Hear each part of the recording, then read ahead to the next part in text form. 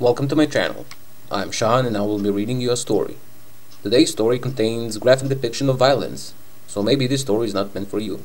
If you keep watching this video, you will be doing that at your own responsibility. You've been warned. Today's story is called Pandora's Flame. Let's begin. Pandorian cruiser evaded the hilltops and broke off to take another route, the one which went below the radar. Pilot leaned over to decipher the incoming message. His visor opened up with an image from the public camera. A woman in a long coat swung her head when the device snapped the picture. Sir, we have the update from the HQ. She is in a populated area, the pilot said, and the team leader returned to his seat to check the message. More photos came in with an info of the target's current location. Get ready, men. We have her. Captain Din Growl spoke of hatred he had for this woman. We're entering the hostile airspace. Estimated time of arrival, 12 minutes. The pilot added, and then the whole squad started checking their gear and loading their weapons. Even though the captain was focused on the mission, he couldn't help the thought about Abby, a target, slipping through his fingers. A traitor, he would name her, only if he wasn't feeling something for her. Bumpy Ride concealed his hands shaking. He looked out the window, admiring nature and life that developed without people noticing how simple life can be. How simple it was for Abby to end it all. Years of working with her, preparing her to defend Pandora's box, the one artifact his enemy must not reach. And now, she is joining them? Like Prometheus stealing the flames from Olympus, she took something from the realm of Pandora. The bare thought of her doing this was a dagger to his heart. And she ran. She ran across the polished floor of the shopping center, where only her heels knocked speeding. Swiftly, she took the ramp of the escalator and suddenly frisked the civilians, oblivious of the danger that would ensue in minutes. The top floor was almost empty. Must be that scaffolding and two working shops gaping empty pushed the customers away. She picked up her steps around the bend and came along the coffee table. Sun illuminated the stretch through the glass ceiling, periodically obstructing her vision with the shades of metal bars that held the roof. The man sat in the chair, while another one stood opposite him. Inhaling a deep breath and looking around to see if she was being followed, she stopped by the chair. You can relax now. If the meeting place was jeopardized, I wouldn't have come. My men are guarding the object. We are not your enemy. It sounded as if the man fought the urge to break in laughter. 5 days ago, we were, but here we are. Abby sighed in cold blood, but the man hasn't reacted. Shouldn't we be moving? She asked while tapping her heel against the floor. The man shifted in his seat and smiled at the bodyguard. Not until we are sure that you brought us an apple. He referred to a custom of his folk to bring apples as a present when Abby turned once more and stepped forward to look him in the eyes. You jerk! She pushed the words through the clutched jaw. We already negotiated this. Get me to the base and I will give it to you. If you think I will just hand it over, you are wrong. Nobody guarantees my safety then. Please, help me. She grabbed his arm and stared at him like a puppy, but he moved it away. You are still a Pandoran, and we have no reason to believe you have what we've asked. You contacted us, not other way around. The shout threatened echo in the top level. We need to know where's the thing you spoke of, if you want our help. I need to be sure you have it. If you don't, we have no deal. His tone radiated with resolve, leaving her to make a decision. I can't! Tears came running down her cheek, and they were about to leave when she said, I can't show it to you, because it's in me. He could barely understand her from the crying. He looked back from the height of his shoulder, slanted his eyes at her removing the scarf, and saw a great scar, now fully healed. The line stretched all the way to the back of her head, while the inflamed skin shone bright like it was about to burst. In 2 steps he was on his knees, helping her cover up. They both shook when the bodyguard started consolidating the troops for departure. I didn't know what those monsters were capable of. You didn't lie. We will help you disappear. Consulting words finally calmed her, rendering her able to walk again. A shade clouded the ceiling when transparent top broke in pieces. A rain of shards raised the shot grenades to the floor. It blinded Abby for a second before a high-pitched noise swooped in and pushed out the other sounds. Both the agent and Abby collapsed. He saw the smoke bombs, the short and repetitive flashes of light above him, and his men falling down like rabbits. He grabbed Abby by the waist and pulled her towards the corner. Somehow, he managed to remove the speed in time and raise a plasma lambda shield. A cacophony of bullets rang over the protective barrier, following them down the stairs. Get her! The captain pointed at them running away, and the Argo team regrouped. The team advanced in the direction the fugitives escaped, yet they had to stop when a machine gun peppered them back. Abby and her new friend dashed for the vehicle in the underground garage, which assumed a trajectory when the agent started the engine. Spitting bluish flames, the aircraft soon met the air and gained velocity when the Argo team stopped to see them vanish out of sight. Call the HQ. Tell them that Acid has escaped, the captain said to the nearest operative. His deputy came closer. Puzzled with the mission's objective, he cleared his throat.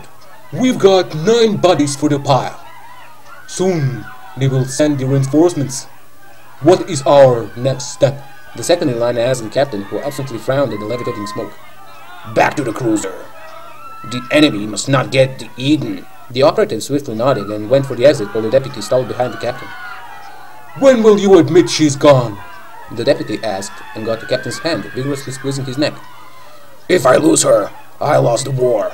The captain gnashed at the man whose eyes mapped the face disfigured with anger. Pandora must not fall in the hands of our enemy, or a far greater evil shall be unleashed. He added and threw the poor fellow on the floor. Get to your senses. She betrayed you. It is hopeless. Forget about Abby, he proclaimed, trying to prompt himself by the elbows. My daughter is not hopeless. You... The captain shook his finger at the deputy and stopped, seeing the debate was futile. Without a word, he went for his man. Deputy rose up and spat on the ground before he began stomping to catch up. To retrieve Abby, they had to be quick, as time was of the essence. Every moment wasted was a moment closer to an apocalypse. Once the Pandora's box is opened, there is no going back. Abby knew this all along. She even told it to the agent who shielded her. They flew fast and high above the clouds. The civilian capsule gave a little signal in the radar, so their journey was fairly safe. However, the weapon in Abby wasn't giving out the same impression. Captain Jason, your father, is not a man of reason. He doesn't understand that both kingdoms are in grave danger.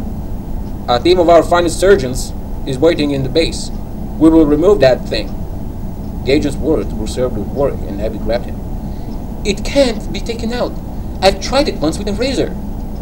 Her hair hid the tears. My Zeus, this shouldn't be possible. They've made me a titan, a freak. A bang on the door announced the silence in the cockpit when Agent looked at her and started descending to the secretive location. The landing was gentle, and they sat for a minute so she could find courage for the next step.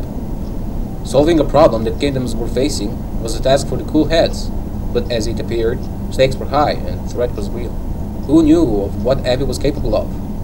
In a blink of an eye, she could end the life as we know it, leaving ashes for the next generation to inherit, if there was such a thing, like the next generation. A general waited for them to step out, his hands behind the back and chin raised high.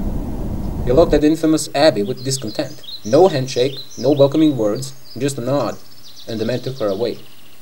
With the same expression, the general greeted the agent. Do you know what man you have provoked? Jason is a person of a tremendous drive, even far more dangerous if you give him a reason to chase you. He mobilized the whole anti-terrorist general operations unit to retrieve his daughter. You've died when you took that in your car. The agent tried not to stare at the general while he was being dealt with. What of her? Where is the Eden?